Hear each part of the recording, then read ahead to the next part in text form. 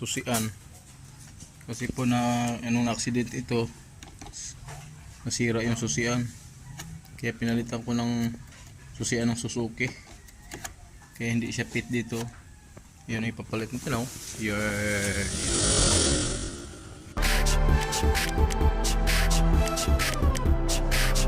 Ano to Honda Dash. Kaya yung ano niya hindi fit Yan. Hindi siya fit. Pero na under yan. Tatanggalin ko lang muna to. Isang allen wrench lang naman ang nakasabit nito So ngayon, ito yung susian.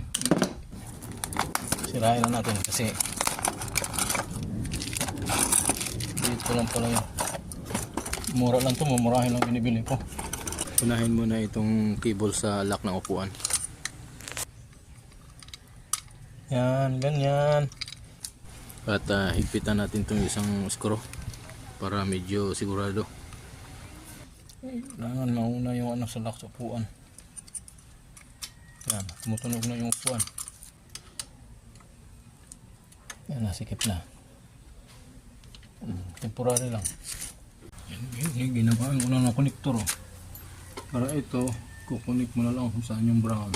Like for example, this one Yan, dito.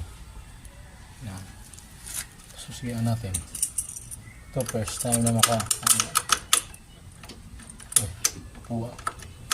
upuan man ang may ano.